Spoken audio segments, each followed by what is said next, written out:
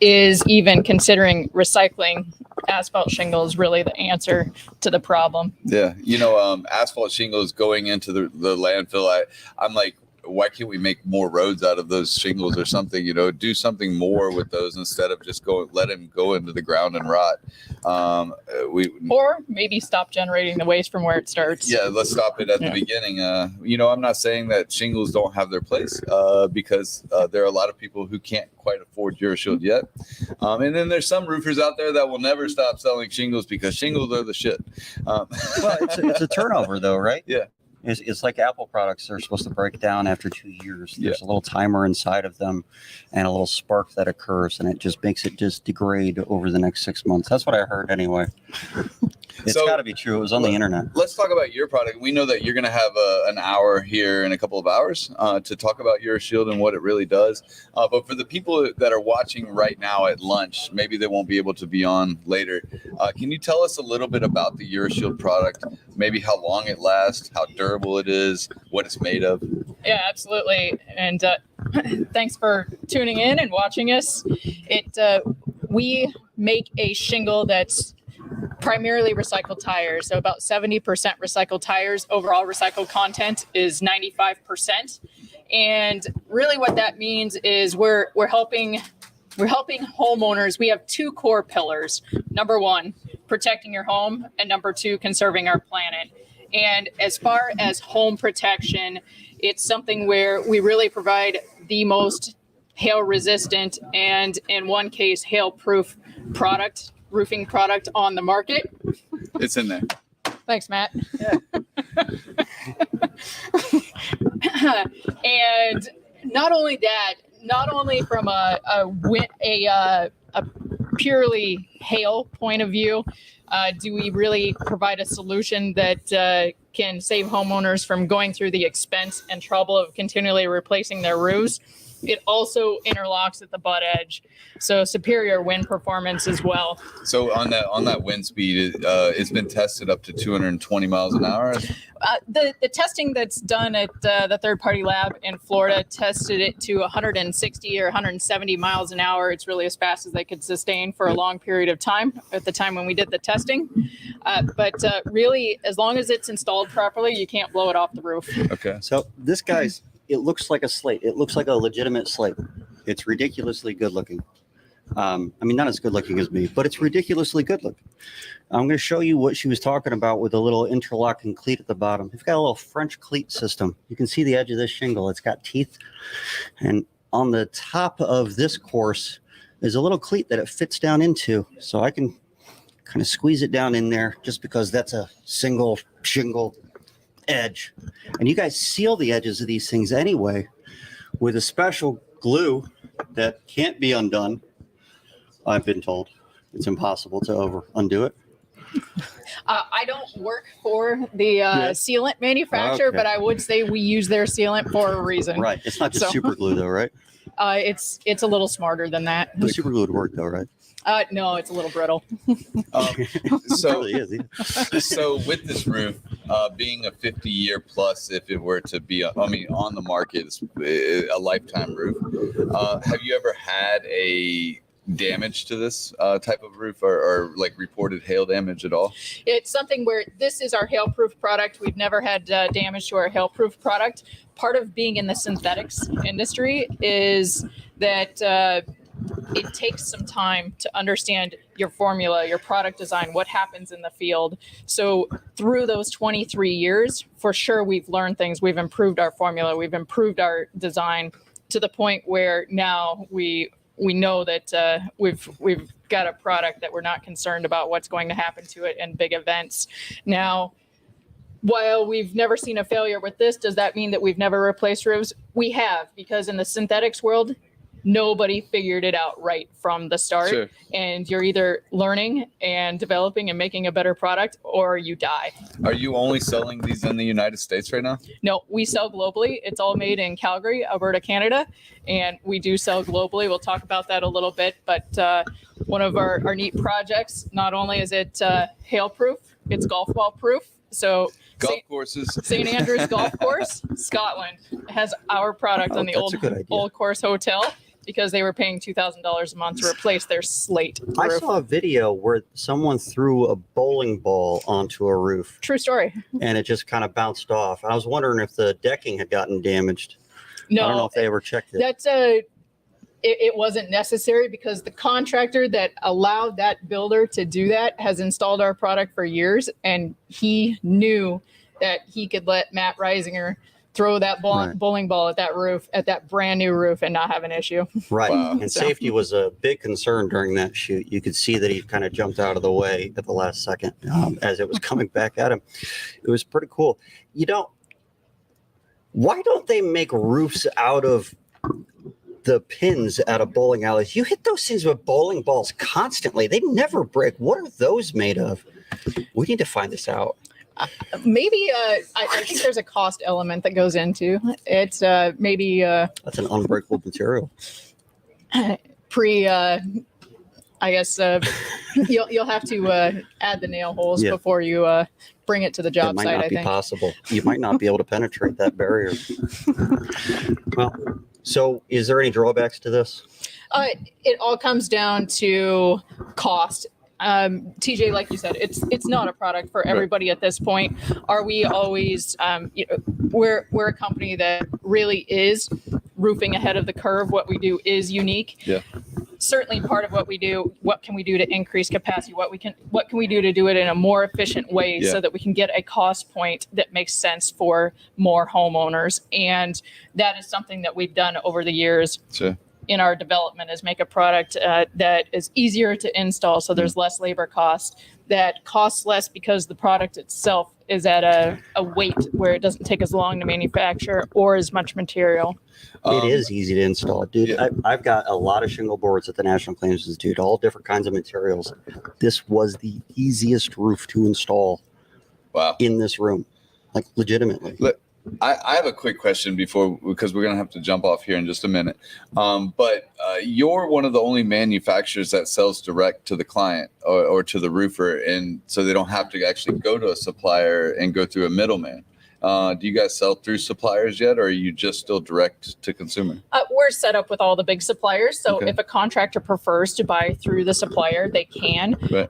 But we also will sell to the contractor at the same price as the supplier. Okay. And Maybe I'm mistaken. Yep. And so the reason for that really is, again, to make it more affordable for more people. When you buy a roof like this, we are manufacturing it roof by roof, and we can deliver right now within about 2 to 3 weeks. Awesome. So there's no reason for it to need to sit in a supplier's warehouse. Nice. Well, thank you so much for being on the live Listen to This Bull with Matt. I'm sure he'll say something as well. But Thank you for we being can't on wait Listen to to This hear Bull. you at 4 o'clock Eastern to 5 o'clock Eastern. Leslie from EuroShield is going to be talking to you guys at home as well as in the crowd here. So please make sure that you're tuning back in. And then at 5:30 again, we're going to be doing the hail cannon firing. We're going to shoot the shit? We're going to shoot the shit. We're going to shoot some shit with the that's shit. because you're the shit, man. It's going to be cool shit. All right. Well, stop with this shit and let's go on to the next person. Yeah, this is really shitty. Thank you guys so much. All right. I'll get this thing out of the way. John, you ready? All right. We got John Edwards coming on right now from Canner and Pinsaluga. Oh, one of the sponsors of the Hey, do you want to hold this? Roofing Ahead of the Curve. That's for the microphone. Oh, Oh, maybe not. Hello. Maybe it's me. it's that one in your hand. I don't know if this one does anything. I'll just stick it right here near my crotch. John, thank you for being here, man. Thanks for having us. Everybody at home is saying all we can see is a Canner and Pintaluga banner behind us. That's true. But no. Every time I introduce you guys during one of my classes, I talk about how Canner and Pintaluga is one of the more effective attorney firms in Florida, just based on what people are telling me. But I also warn them that if they ever meet with them and Lauren is around, do not, I repeat, do not accept any fireball from her. That is a terrible idea. Absolutely. You're gonna wake up with a headache. Yeah. Someone did puke in our sink, and it hadn't been goodness. from fireballs and Lauren. She must have been involved. We have a lot of fun with you guys, though. What is one of the most unique things about dealing with claims in Florida? Yeah, absolutely. So Florida is a different monster, I think, than most of the other states. I think just the sheer volume and the current political climate in Florida as it relates to these homeowners insurance claims. I mean, it's difficult getting clients signed up right now because of what they hear in the news, what they hear in the media saying, if I sign up with you guys, if I take it to legal, is even worth bothering the insurance company with this, because they're probably going to drop me, and it's going to contribute to rising insurance premiums in Florida. So that's probably the most thing I hear all day long when I'm signing up clients. But the climate here right now, very heated, very controversial. It's a hot button issue in Florida on all these insurance claims. So. Do you have that problem with every client that calls you? Yeah, most have problems. So most of them get solved though. So. But that's a pretty common one. It is interesting. So if you were to talk to a roofer now here in Florida, and maybe they're a roofer somewhere else in the country, because we have a lot of storm chasers or set masters, right? That will come to Florida only during an event. But if they were to come here as a roofer from another place, what advice would you give them as to what not to do? Absolutely. So I think we talked about it a little earlier today, but the biggest thing when signing up claims, and we work with a lot of roofers, the law here has changed. It just changed this past special session. They keep restricting roofers on what they can say and what they can't say when they're signing up homeowners. The biggest thing that I just want to make sure all the roofers are cognizant of when they're signing up claims is not to make any kind of financial inducement when they're signing up homeowners.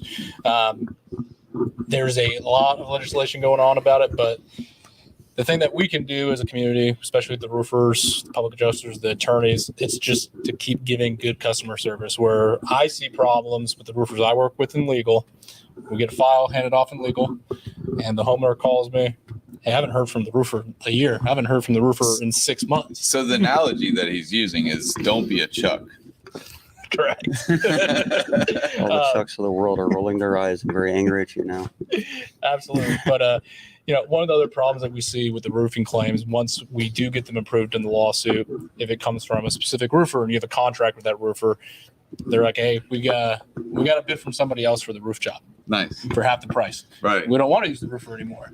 Yeah. Something that you guys can do just to combat that, when the client calls, pick up the phone, give that good customer service. And then obviously we drive home that you guys, whatever roofing contractor we get it from, is going to deliver a superior product. But that's the biggest thing that we can do to, one, make sure the roofing contractors get the jobs when the claims do settle, but two, to also help educate the public and help stimulate the tide of this bad press going on with these roof claims in Florida right now. Nice. Do you think that there's a light at the end of the tunnel on that? It seems like it's getting more and more heated as time goes on. It definitely is. And I know we did talk about it earlier. So not this past session, the one before, when SB 76 went through, the legislature made the notice of intent requirements. So once the insurance claim denies a claim or underpays a claim, in the past, we used to be able to sue the insurance company directly.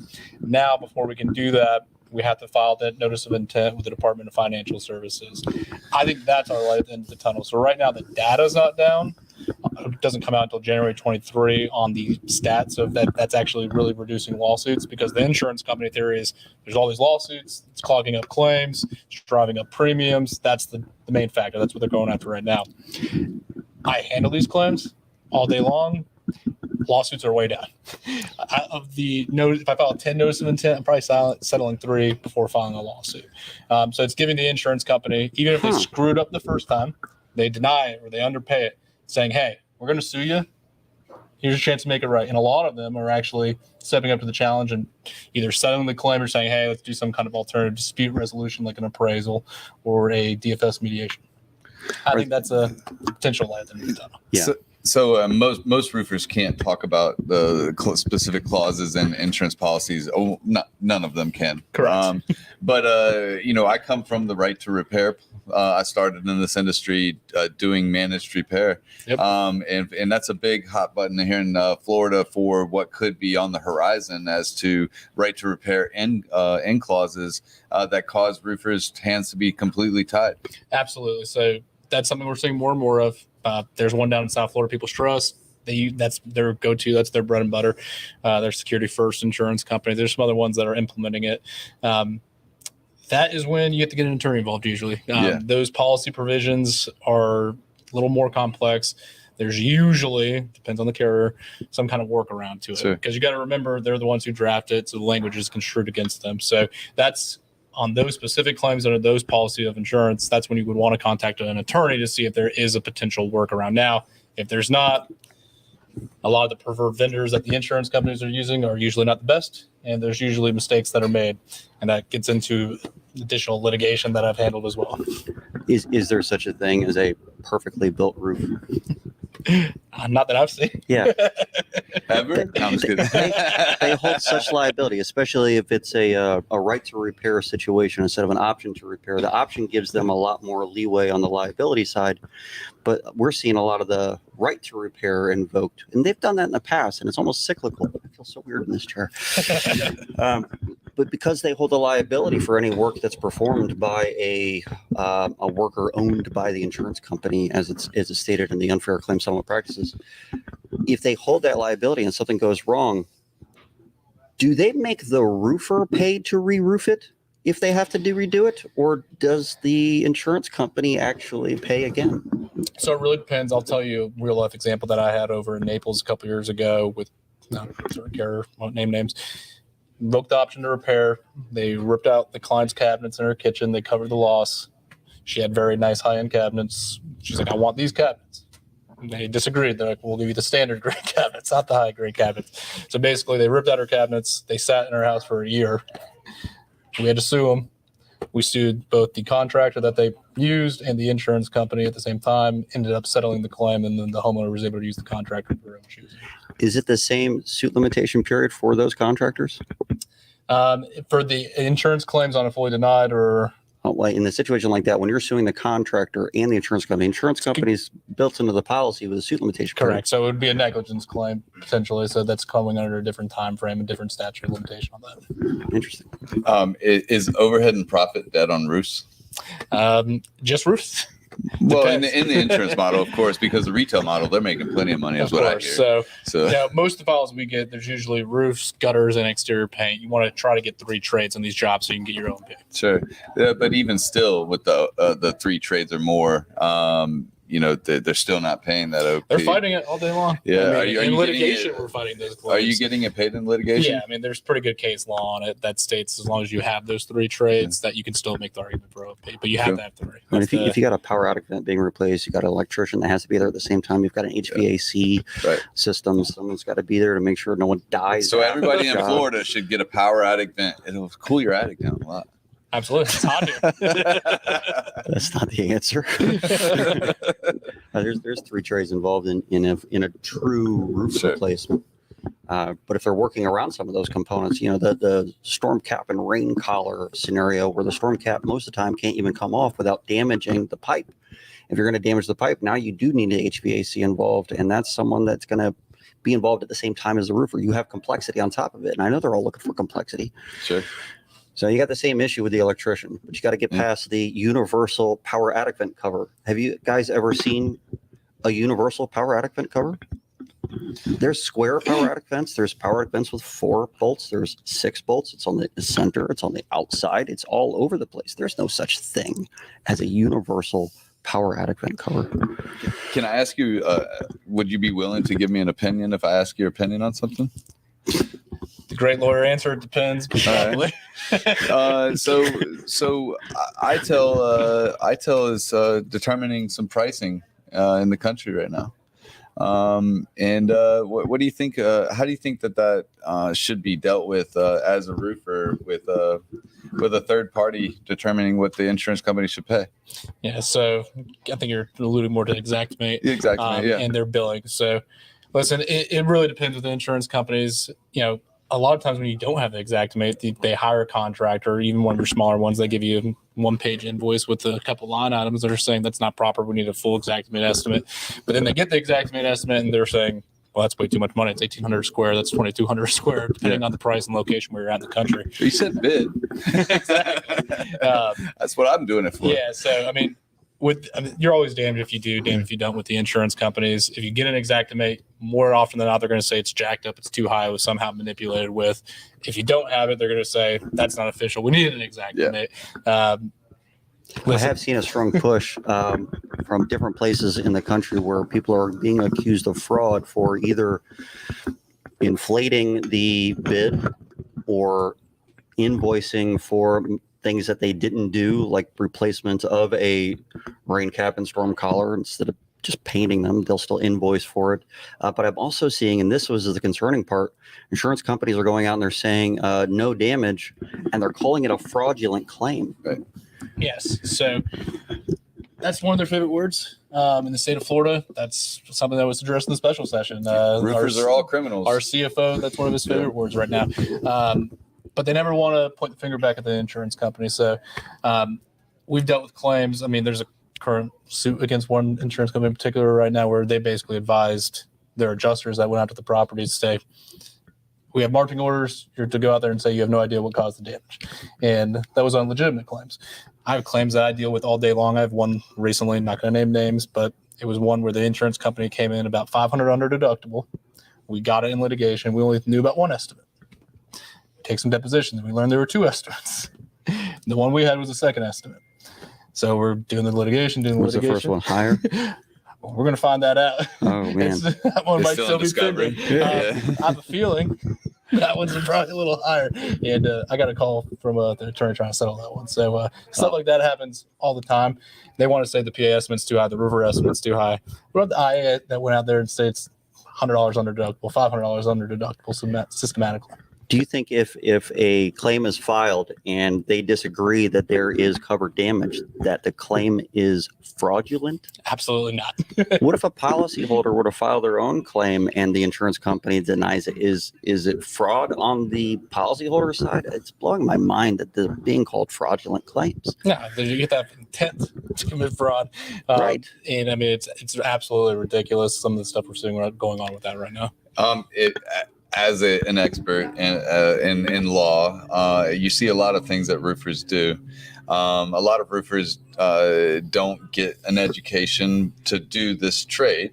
What is something that you see that roofers could learn more of, or if they're just starting out, what would they? What was something that you would tell them that they need to learn now? Besides coming to Matt's classes at the Institute. National Claims Institute. No, I mean, seriously. Shameless. That really It's not is, shameless if I don't say it. I mean, honestly, that is the answer, though. I mean, it's coming to events like this and learning how the industry works. I mean, it's the best way you're going to learn. Yeah. I knew nothing about this industry when I came out. I was like, what's a home insurance claim? Nice. But coming to events like this, it doesn't have to be Matt's class. I recommend his class. But coming to events like this, you're going to meet other roofers. You're going to figure out how they do these claims. But that's the key. If you're brand new in this industry, you don't know that many people, come to events like this, you're going to, one, grow the network, and you're going to learn what you're talking about and how to get these claims paid faster.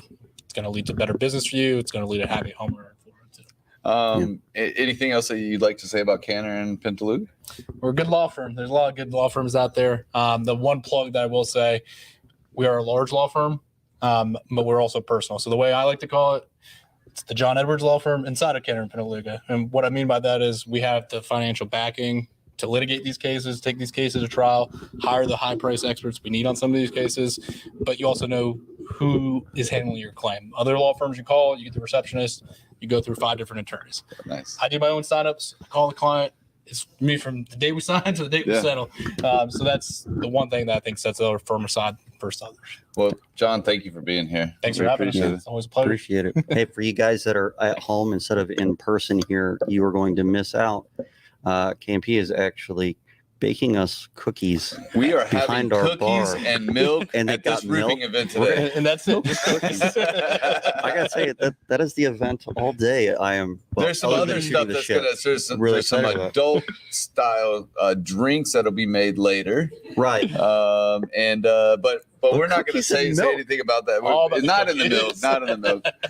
But thank you so much, John, for being here. Appreciate it, man. Thanks again. Matt. Next up, we're going to be talking to Caleb Oberg. I never get applause on this show. Well, I mean, it's the hat. Caleb. How's it going? Oh, man. Nice to see you. Caleb. How you doing, man? How you doing? You know, we brought you all the way down from a pretty small town in Minnesota. No, I'm just kidding. Tell me where you're at. St. Cloud, Minnesota. St. Cloud, Minnesota, and you're the one of the only roofing contractors that we've had on the panels today or speaking at this event. I know you because of who you've been working together with, like Reva and Adam Sand and Jessica Stoll, growing your business. Can you tell us a little bit about your business and where you're at? Right on. So, we're out of St. Cloud, Minnesota. Yeah. We just started a second location in the North Metro, Twin Cities area. It's a slow process because we've actually had planned to do it prior to this year's storms. And then, we got major storms after we just had a storm last year. So the Roseville location's kind of on pause right now. But other than that, in the name of roofing ahead of the curve, and like you said, right now as we speak, Adam Sand and Reva is at my office with my team, developing their sales side and also our systems and processes, our CRMs. I'm very grateful that I was able to come here. I am too. Feel kind of weird that I'm here and they're all there working on my company. But I texted Martin and I told him thank you for letting you come because I know how important it is. I wanted you here, right? But Martin also knew how important it was for you to be here in your growth as a leader. Tell us, are you doing strictly retail? Are you doing insurance? Tell us what you're doing. We do both retail and insurance.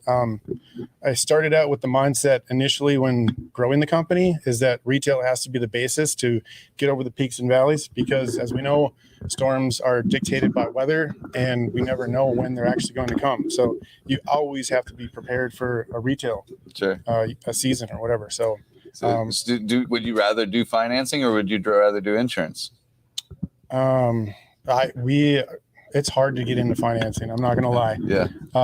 We don't have enough training. We don't have enough need for it in our market. Sure. So we haven't really developed the finance side, but we do use finance. We do utilize it. I mean, we have customers that have needs for it. Absolutely. Yeah. So go ahead, Matt. Yeah, I'm very curious about that. So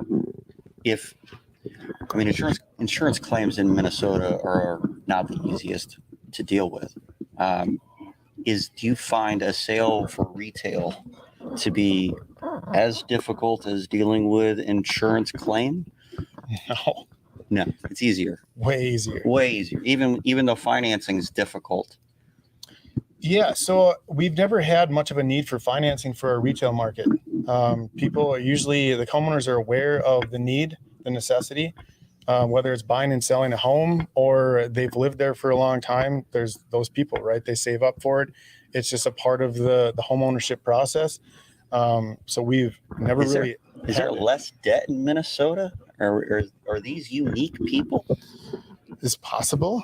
I mean, if that's the outcome from what I told you, it's just kind of always been that way. Yeah. I don't know if that's true or not. I was just wondering, because we hear from contractors all the time when we try to tell them, stop having the contingency contract, start having a real retail contract, even when there's an insurance claim involved, because there's less scrutiny on what you're charging if you do that kind of a thing. But they always argue that it's very difficult to get that signature. But maybe, is it because of financing that's the issue? They give excuses. I don't know if it's just excuses or if it's reality. I don't know either. We don't have a hard time getting contingency signed either. I don't know. I think that most roofing companies, especially in storm markets that I come from, we learn how to get a contingency signed first before we learn how to get a regular contract signed.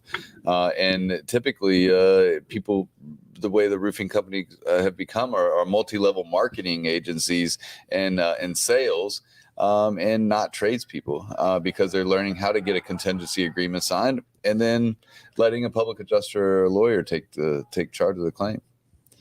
In all aspects, if you're developing a sales team and how their process works, retail should always be just kind of like the thing that you also do, because we have insurance companies that lowball their bids, and there's nothing we can do about it. They say it's this much per square. Yeah. And the only way we can help them is just to provide them with a retail bid. And then, they make that decision whether they finance the difference or otherwise. I mean, they can even go with a different contractor that might be able to do it for that price. But we've noticed that even some of the other companies that are smaller, they don't have anywhere near the overhead that we do, and they still won't touch them for that price. And there's a few of those carriers in our area. So, you just have to be able to provide a retail experience. And It makes sense. If you're an insurance company and you're giving somebody an offer, why would you not offer lower and see if they come back asking for more, saying it's not enough? What if they take it? Why wouldn't you? It's business, right? it is business. Yep. You should provide them with a price. And, what we do for our retail bids is we can give you a price like literally on the spot. And it's very detailed. And it's a digital DocuSign version of it. They can sign right on the screen, or you can email it to them in a link. They authorize it. They pick out the shingle color. They go through the whole process. It takes like 2 hours.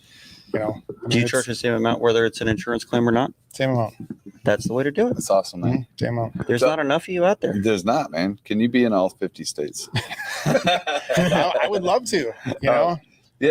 So speaking of that, if you have a lot of new recruits coming in or new salespeople that are coming to work for you, tell us. Roofing is roofing, right? It's a roof is a roof. I mean, just depends on what you use, but it's the organization that matters the most to the salespeople and the families that you're feeding. Tell me something that you're doing different that more roofing companies or maybe that's unique other roofing companies should be doing.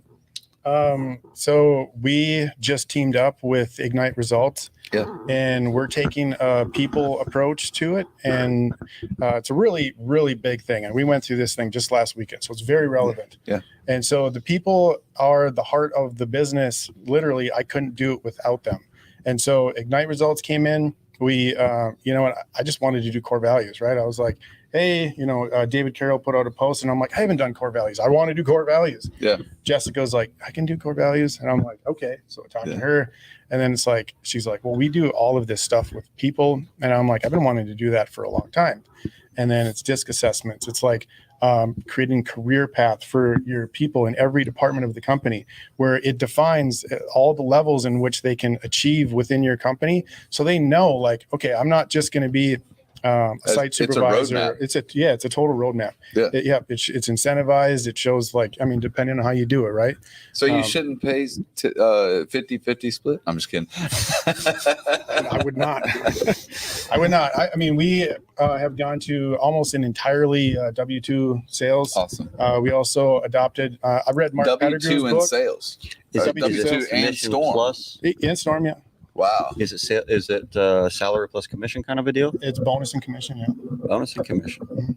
But they also get paid every week. They get paid every week. Yeah, Oh yeah. that's crazy. Every employee in my entire company gets paid every week. Most roofing companies out there do pay a draw to their salespeople anyway, so it makes more sense to pay them anyways, and then commission and bonus. I'm not saying that that's the only way. Please don't. This isn't.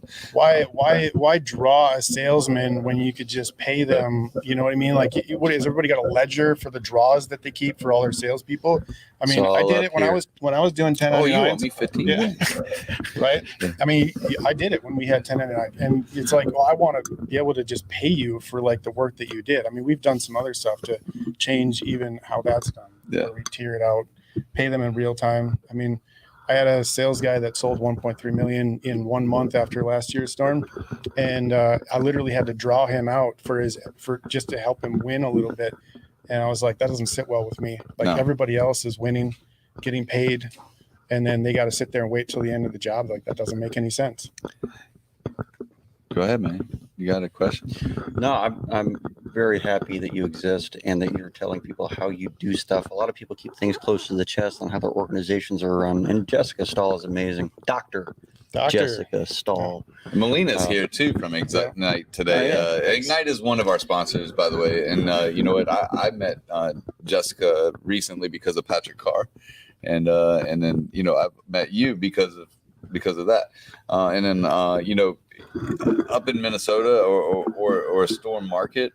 Tell me what the hardest part has been about running your business. The And hardest yeah, part. you don't have to hide it because we all have had a problem in our business a time or two.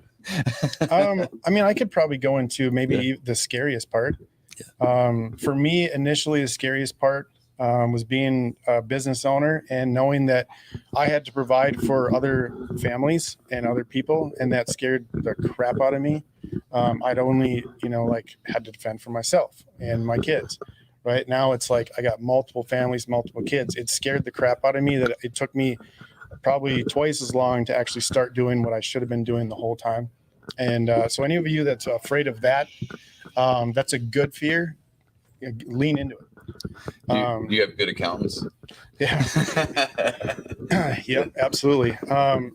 Current fear in growing is cash flow. Yeah. And everybody in this industry goes through cash flow. But it's very achievable to like see through the problem and talk to people that can help you, whether it's your CPA or your bank or something like that. Like you can find a way through it. So always just lean into it and move forward, because I mean, it took us, we had an issue, right? We just, boom, everything went crazy. We leaned into it, and literally in 2 weeks, it was like, everything was completely the other direction. Are there any positions that you're looking to fill in your organization right now in Minnesota? Absolutely. We're so currently, because I'm a general contractor and we do all trades, one of the biggest things that we have is we have siding, roofing, gutter, deck. We got damage all throughout houses. And so siding is one of the hardest things to find. Like we actually have 3 in-house crews that do siding every day, and we still subcontract out to 3 additional crews, and we're still looking for more employees. You told me you could do three crews a day for 90 days and then keep 2 of those, or maybe even 1 of them on full time. Yeah, I mean, we could side through the winter, which we do in Minnesota. Sounds crazy, but we do side through the winter. We've been doing it every year for the last 3 years, and I could keep 3 additional crews busy all the way through the end of next year. Wow. With the work that we have right now, we've turned away customers because we can't take on siding work. Are you turning about like the same amount of customers that you're trying to side? It's incredible to have that much work, and siding pays a lot more sometimes than roofing does. It does. I mean, you go from having an average ticket price of about $18,000 to like $30,000 to $50,000. Yeah, it's incredible that the siders across the country are that busy right now. How's your production team? You guys growing every part of your business? Every part of the business is growing. Yeah, absolutely. Production, it's pretty stable, other than the fact that we just don't have enough siding crews. We've got 2 different coordinators that, one does roofing coordinating, one does siding coordinating. And then we have a GM that oversees the both of them. It's pretty seamless. Like, we've developed really good processes just to make it easy for them to go in and do their job. So communicating with the customer on the install day, ordering materials, there's a lot of stuff, like somebody would have to sit down and really go through it. But so I've developed some really smooth processes for production. If you were going to shoot the shit at a specific material, what would it be? Shoot the shit. The at shit. a specific material. Yeah. Shit. I want to see what it does to EuroShield. I want to see what it does to solar. Solar would be fun. That would we can get a panel from someone. Yeah, so solar is interesting. Anybody get us a solar panel? I don't think we have one here, but just in case the audience is interested, a lot of times they have a plexiglass front on them that does not break, but it will bend in and it will damage the cell, which you won't be able to tell visually. But if you got an infrared camera out, because that cell is damaged, it can no longer expel the electrons that are heating up in there. So it ends up being a round hot spot on an IR camera. If you just point an IR camera at a solar panel, it's very easy to get that approved. What thing would you add to your business right now, or what things are you looking to add to your business here in the near future? Well, currently, because I have Reva at my office, I'm adding a consistent, repeatable process for sales, just to increase like our actual close ratio. I mean, because we've been growing so fast, not having a consistent, repeatable sales process, we're losing that close ratio. We're losing customers to truck into trucks, to lesser qualified contractors that aren't local in our market, and that doesn't sit well with me. You know, we're going to be there picking up the pieces after year for all the, you know, hundreds of thousands of homes that were damaged in our area. So that's definitely something I'm doing. I am absolutely looking to add solar to the company. I'm not going to do it right now. I don't think that it's quite ready yet. I think there's more products coming out that are going to be better competitors. And I hope so. Yeah. I'm not like brand loyal in that aspect yet. I'm still trying to figure that out. But when GM tells me that they're going to have 30 vehicles in their fleet by 2025, something tells me that there's going to be way more people that are going to want solar to power their cars and power their homes. And so I know that solar is part of the future. I think that I'm going to wait a little bit though. Awesome. Well, you made it through the 15 minutes. Was that bad? No, not at all. All right. Well, Caleb, thank you so much for coming to. Shout out to all the roofers out there, man. Tell them how they can get a hold of you if they're a tradesman or somebody that's looking for a job.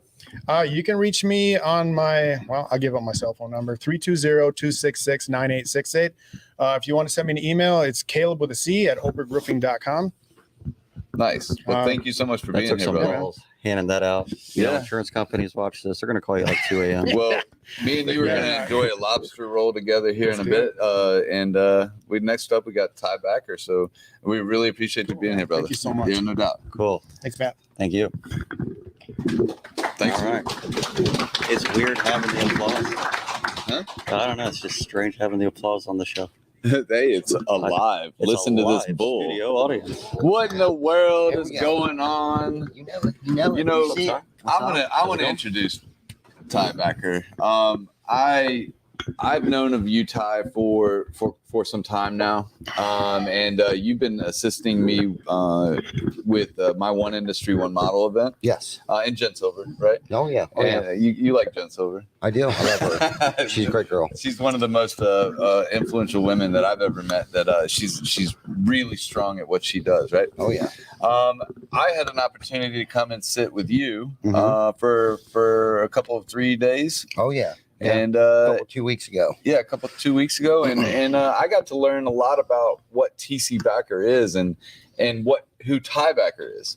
Yeah, you did. I want people to know at home, like, just how great like your company really is in that Northeast region. So can you tell us a little bit about tell us what TC Backer is from your point of view? I can do that. I think for many years we've kind of flown under the radar there, and I think a lot of that has to do with humility and being humble. I hear a lot of people, they talk about doing 9 and 8 figures and things like that. I just feel like that's not my style. Right now, we have built quite the business, roofing, siding, windows, gutters, solar. Now we got in with GAF Energy. We do the Timberline solar shingles now, which is taken off pretty well. They had a product called Deco Tech for a while, which was competing with like the solar panel, but it was more installed like a skylight. We didn't get a whole lot of traction on that, but of course we didn't get a whole lot of support from GAF at that time either, because they just came out with it and there wasn't a whole lot of training. And I feel like the salespeople were kind of nervous about it. They weren't very confident in themselves to be able to sell it. But we've been in business since July 17th of 2010, I think, 8, 10, 14 years, whatever that is. Predominantly grew up in the new construction game pretty much my entire life. I was an installer, worked for my brother-in-law and my sister, which working for family is not always the easiest thing, but I wouldn't know what I know today if it wasn't for them. But I want to ask you a quick question talking about for it. new construction, because a lot of people cringe, especially in the roofing industry. And I'm glad they do. Keep cringing. It sucks. Don't get in it. You're one of the biggest builders for Ryan's Homes. Yeah. And in the Northeast. And You're telling people not to get into it, but you're still doing it. Yeah, don't do it. Stay away. Are you going to quit? No, and I say that because that's been the vehicle for us to operate in 6 to 7 different states we're there. We have the manpower. A storm comes rolling through, we can kind of catch them. We work in New Jersey, Delaware, Virginia, West Virginia, PA, obviously. We do about 90 to 120 roofs a week. We have 68 in-house employees. Over at any given week, over 150 subcontractors that work for us. We have 2 locations, so we do that out of 2 locations. We used to do it out of 1. About 2 years ago, I opened up another location down in what's called the Delmarva, which is the Delaware, Maryland, and Virginia Peninsula. Which down there we usually get about 2 good storms, one early in the season, one late in the season. So I don't want to say we dominate the labor market, but we keep our guys busy all year round. And when a storm comes rolling through, we kind of just, clean that up while we're down there, and all winter long we can keep the guys busy 365 days a year. And we've kind of grown that way. Like if we wanted to work in New Jersey, I would call up, somebody from Ryan Homes and say, hey, is there any availability for us to do some work in New Jersey? And of course, because we have such a good relationship with them, because I've worked with Ryan Homes directly or indirectly for over 20 years myself, whether it was through my brother-in-law or being a subcontractor myself, subbing from a subcontractor. So I've known those guys, and from networking and building relationships and partnerships. So with those guys that have moved up from building the home to costing managers or have moved on to other builders like Lennar, Kayhoff, we do work for the top 5 publicly owned and traded companies in the country. We've been offered to go to Florida, the Carolinas, Georgia, and it's just like over the past 14 years, we've tried to move fast, but not too fast, and grow, to just have like a firm foundation. We got into the retail space probably right around the same time. I got tied in with an investor that flips about 1,500 homes a year. So we do all their roofing, siding, windows, gutters. He's got locations in Texas, Ohio, Buffalo, obviously Pennsylvania. Do you make Maryland. more on those than new construction? The Say that, flips? what was that? Do you make a higher profit margin on the flips? The flipped houses? Yeah, new I mean, construction? there's more like, okay, so the ticket price is more. Well, you're right? tearing Like, off. let's say it's like the average ticket price for a replace R&R roof would be like $15,000. New construction might be $5,000, but it's still 50% profit. You make 50% profit They on new don't have any construction? sales. There's nobody in the Yeah, middle there's of no that. overhead there. Yeah. I mean, basically, there's 3 phone calls done and done. It's actually, I feel like it's better than the insurance game, instead of fucking around with like supplements and then dragging their feet out for 30, 60, 90 Tell days. us how you feel. Yeah. Well, I mean, but people are blind to the fact where you got so many people involved that try to collect your money with the insurance game. And believe me, we do it. I'm not knocking the insurance game. We do commercial. We do insurance restoration, new construction. I've learned over the years since the recession, the first recession that we've gone through, not to keep my eggs all in one basket. And with the amount of time, if you really put in there like the everything, if you put what it costs to actually do not a retail job, but an insurance job, right?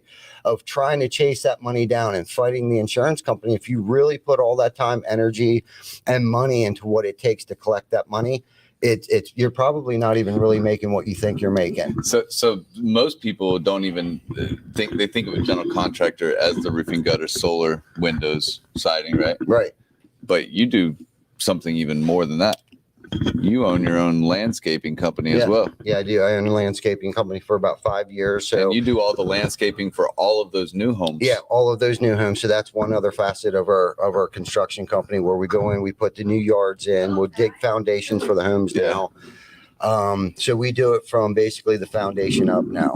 You know, I got an opportunity to meet all of those types of crews, or at Oh, least yeah. somebody from each Yeah, of in those. and out. Yeah, you were there for 3 days. You saw it. It's like an airport. It People literally coming in is. and out. When you pull into so the very first night that I get there, I there's no cell phone service, and I drove to Ty Backer's place, and I pull into this compound of buildings, and I was just amazed by how many TC Backer vehicles that you had there. Yeah, we got a couple. And then I also got to see you actually offloading a truckload of windows. Yeah. Tell me why people stay working for you like they do. Like you have employees that have been with you for for the 14, almost the 15 entire, years, yeah, yeah. almost the entire time you've been Yeah. alive. Well, I've always been a firm believer in, be the first one there and the last one to leave. And I've done that my whole entire career, regardless of whatever we're getting into. And I'll be honest with you, this event has been very humbling for me, because I would say this is one of the very first times on something this big, because for us, this is a big deal, right? It is a big deal. That I sent the troops out into the trenches without me beside them. And so I got to give big kudos to the guys, Yeah. Javier and David and Vic and John. Thank you guys for holding down the fort for me while I was gone. I mean, they were okay. No, Yeah. Did they do okay? Thank goodness. Ty, you're that type of person in the roofing industry that has that communication skill that can make it happen without being there or without even having to say anything. And when I got to meet Vic, Did you just say he's got such good communication skills he doesn't even have to say anything? Yeah, exactly. He doesn't like people. That's amazing. Like people That's know a magic Shit like, right there. I got to meet his like right hand person, Lauren. Yeah, Lauren. And one of many right hand people. And Lauren is a beast herself. Like she is Ty without Ty being there. Yeah, she had the opportunity to ride with me for 6 months During COVID. So she got to see, I mean, the ups, the downs, the door knocking, the roof inspections, basically for us at that time, it was like shooting fish out of a barrel. We're in PA, so the state of Pennsylvania was closed down for the entire first quarter of, 2020? 21? Yeah, 2020, I think, March of 20. Okay. Maybe, I can't remember now, but anyhow, so she got to come with me, and literally, like, my truck became the office, because no sooner we'd come back to the office, we'd have 3 other properties that we'd have to go inspect. So we just stayed on the road. The office was just calling them in, and we were going out. Everybody was shut down. And you couldn't even open your office. Yeah, we couldn't. We weren't supposed to, but finally, I did get the exemption. We were essential. Okay, essential. So. But I won't go there. I was gonna keep it apolitical. Yeah, right. We are in Florida, right? We are in Florida. You guys, who's from Florida? Give me. Okay, that's enough said, No, right? Maybe not. Right, yeah, right. Yes. Good. But They're all still alive. So she was fortunate, right? She was fortunate enough. I'm sorry. Yeah. No, we are. They did just shut us down. So let me ask you this: we got 3 to 4 minutes left, and then we got one of my friends, Elizabeth Calzadilla, coming. Yes, and one of my favorites. But I want to talk about Behind the Tool Belt. And I got to be on a live Behind the Tool Belt. Not many people actually get to be in person in the studio, yeah, while live on Behind the Tool Belt. Mm-hmm. And that was a humbling experience for me, because I think that was actually the first time I'd ever been on a podcast when I was with somebody else. Okay. But you guys are trying to do something bigger, and I think it's going to be like Behind the Tool Belt Media. Yeah. Media, Behind the Tool Belt Media Group LLC. Yeah, and you want to do events like this, right? Yes. Just really, it's funny. I ran into Joseph Hughes yesterday. I got to interview him. Pulled him my friend off to the Joseph. side. Yeah, he's a great dude. Yeah. So he's like looking around, because he knew all of the equipment. Yeah. So we thought was here, but we ended up taking a good bit out there. And he was like, "Dude, do you like get paid to do this, or is it just a hobby?" And I was like, "Dude, it's a hobby." Well, and we don't want it to be a hobby for you. I know, but it did start out as a hobby. You kind of get burnt out doing what you do, and you just kind of find another passion. And right now, this has been my passion. And of course, these guys just kind of co-sign my shit. So here we are in the great state of Florida, man. Let's talk about 2 more things. We have about a minute and a half left. Yeah. There's a fishing tournament that I'm going to be a part of with you coming up in October. Yes. Where's that at? Inshore Classic. That is in Ocean City, Maryland. And what's that for? What that's for is it's for the Boys Club of Maryland, and we sponsor that. We've sponsored it now for about 4. I think this might be our 5th year. We're like our names up there in Ocean City, and Scott Lennox, who's hosted it ever since it started. He has a TV show called Hooked on OC, and also has a magazine called Fishing OC. And that's going to be a 48-hour straight fishing tournament that you don't stop fishing. Nope. And that's for the charity. But then you're doing a diaper drive all over the Northeast right now. Oh yeah. And you know what? if you want to give diapers, you can send them to TC Backer's office. But a lot of people don't think of the type of diapers that they're currently really needing out there. And baby diapers are typically the diapers that we think of.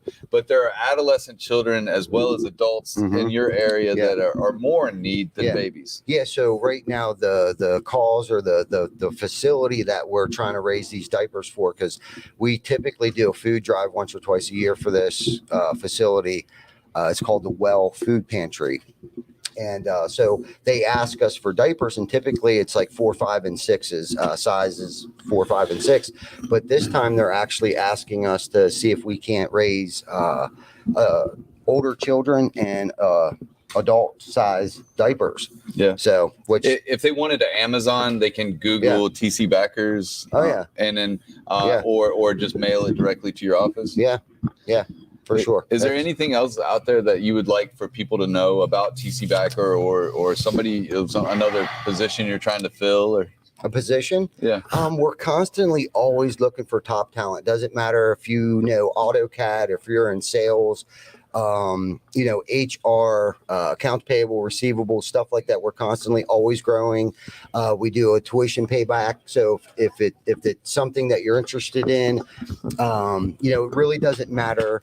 We don't really care what your skill set is. It's really about who you are as an individual, because we can train you what we need to train you. So that's really all that matters. As long as you fit our culture, come join the team. Awesome, man. Ty, it's like you took care of most of the cost for this event because of what you did to get your guys here, to get yourself here. You flew overnight. I did. I haven't been to sleep yet. So if I look a little peaked, that's probably why. He flew here from Denver. He was part of Storm into the New Era. He was actually the sponsor for Roofers and Recovery Gala last night in Denver. This is practice for the And, tournament. Oh, yeah. I'm used to this shit. Believe me, 12 years ago. I told him I'm driving the boat. So. Yeah. Listen, 40's the new 20. Okay. I got this. Dang it, I heard every day. Yeah. Right. I got this. Like just turning my head to the left this entire time is killing me right now. I bet. Well, all right. Well, Thanks for having me.